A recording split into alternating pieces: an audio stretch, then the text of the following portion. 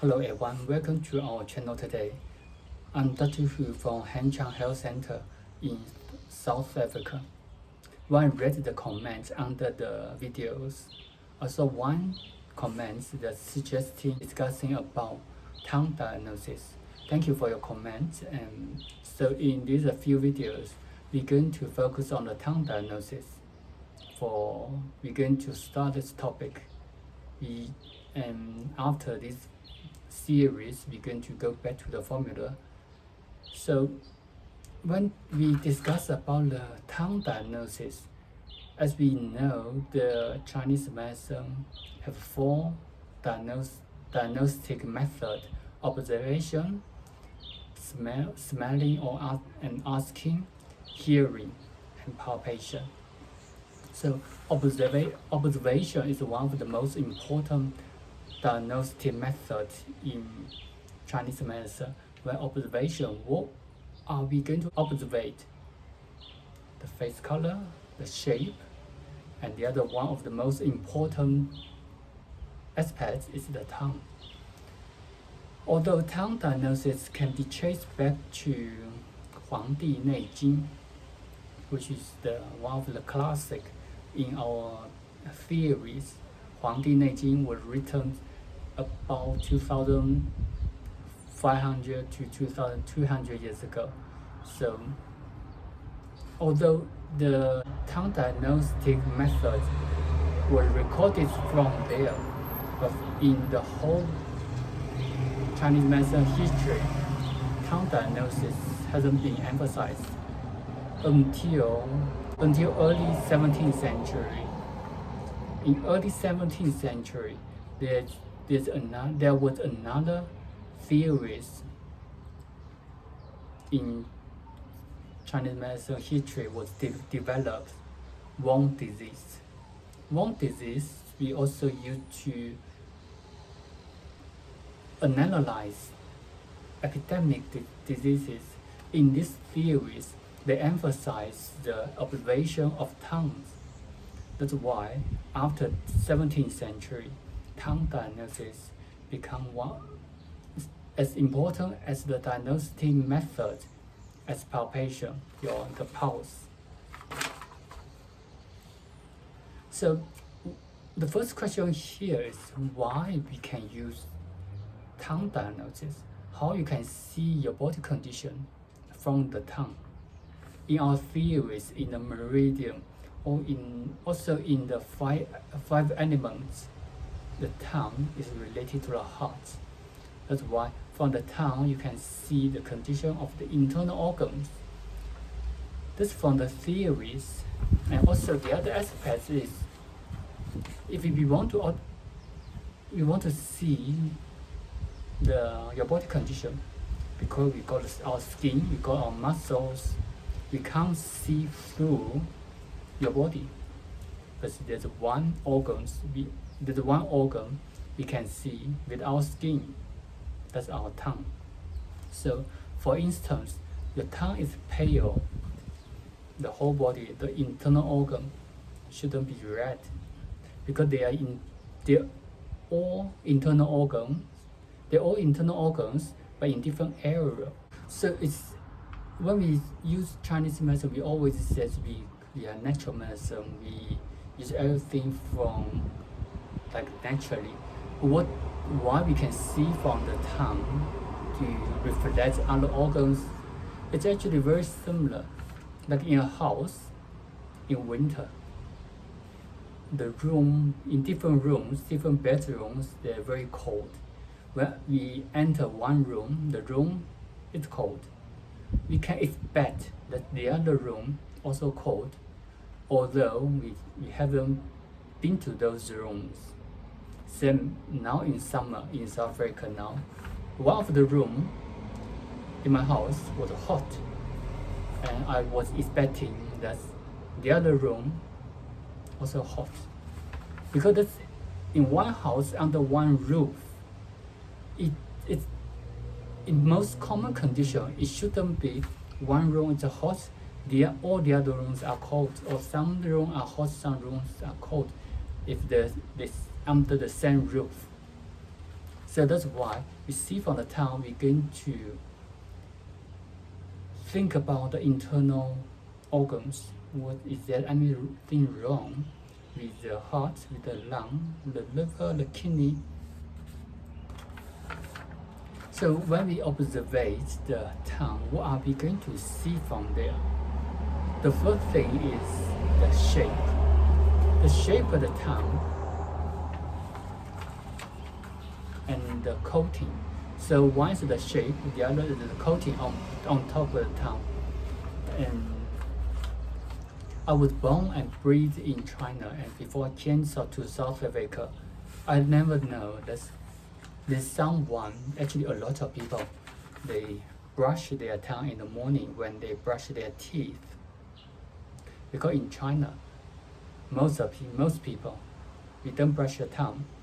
And interesting enough, if you're healthy enough, your tongue will be clean and you don't need to brush them. I saw one patient last year. He was 81 years old man with chronic heart failure. So he was on oxygen 24/7. When I saw his tongue got a very thick yellow coating. And he told me that this is the one part of what he hates himself, because he thought the tongue was so dirty, and he brushed the tongue 3 times a day. He used the mouth rinse 3 times a day, and the tongue, the thick coating, still there. So I told him that the coating is not because of you don't brush well. It's actually because of your internal organs. It's not function well, especially for his condition, especially for his digestive system. The digestive function doesn't function well. So we use the herbal medicine to improve the digestive system, to clear the dampness in the body according to his condition. The second week when he came back, he saw his tongue. The coating was much thinner, and I asked him, do not brush your tongue on the day you came to me. Then we can compare, and actually it's better. We can see the original coating there. So actually the tongue is not something you can brush off. If you are healthy enough, you don't need to brush your tongue. The tongue will be clean. So one is the coating, one is the shape, and the whole tongue, as you can see from here, this is just a brief tongue shape. We're going to separate them into 3 parts: the tip, the middle, and the root. The middle. So when we see the tongue, we're going to divide your tongue in 3 levels. One is the tip, one is the center, one is the root. And also we're going to separate them from the sides, these 2. So the sides of the tongue, both sides of the tongue reflect to the liver and gallbladder. The tip reflects to the heart. The middle area reflects to the spleen and stomach. The root reflects to the kidney.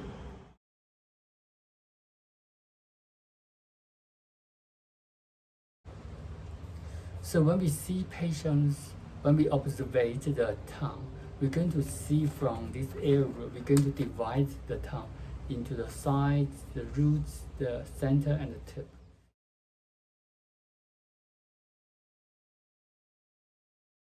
We're going to observe from this area that is there some abnormal from there, abnormal signs from there.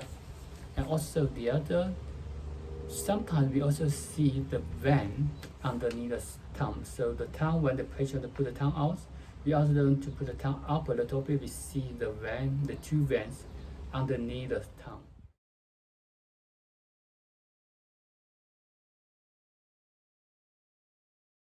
Those veins also can indicate some certain conditions.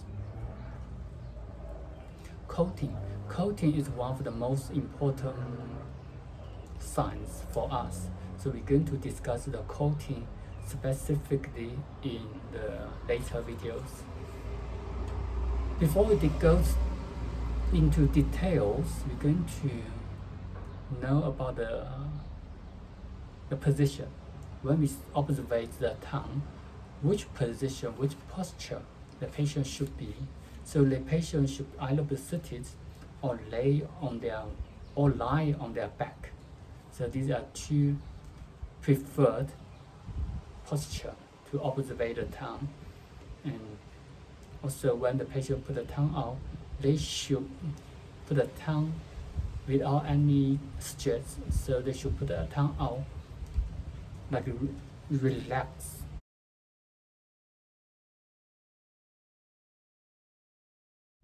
Because when they stretch the tongue, if they squeeze the tongue, I will show you some pictures as you can see from there.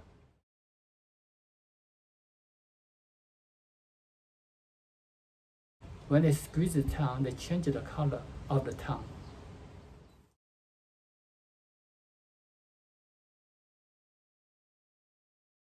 Except the posture of the tongue, there's some different factors will affect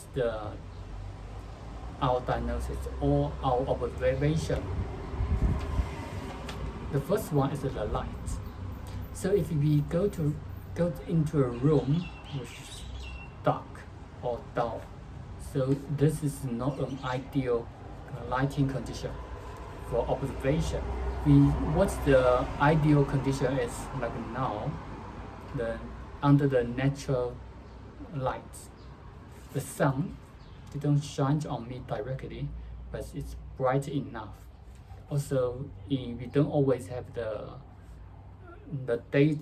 daytime. If we see patient in the evening or in a bedroom, in a darker room, if we have to use the light. We need to be careful the light, the color of the light. We prefer the white color,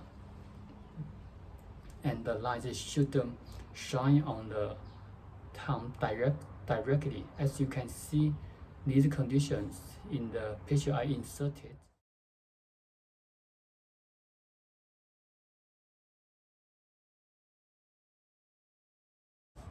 The light will reflect, we change the color of the tongue and the coating. Also, sometimes we need to be careful is if you see the tongue or see the patient outside your consultation room. For instance, in some rooms, especially some kids, their rooms was painted into different colors. For girls, they paint the whole wall to be pink. And in that condition, when you see the tongue, sometimes the pink color will reflect on the tongue. We change the color a little bit.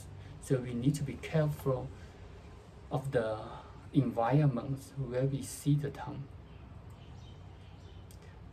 The next one is the food. If the patient ate something before seeing you, especially with color, for instance, if they drank milk before coming to you, you can see some coating become whitish. And in this condition, if you don't ask the history, what happened to them before, sometimes it will lead you to misdiagnose to the cold condition because you see the white tongue, but actually from the food. And what's more common is coffee. If the patient drank coffee before came to you, the tongue will be dying to brown or yellow. So in this condition, we need to be careful. We need to ask clearly if they have eaten something. The food, some medicine, some tablets also can dye the tongue. So we need to have the full medical history of the patient. Thank you for watching our video today. In next few videos, we're going to discuss more about the tongue diagnosis in details. See you next time.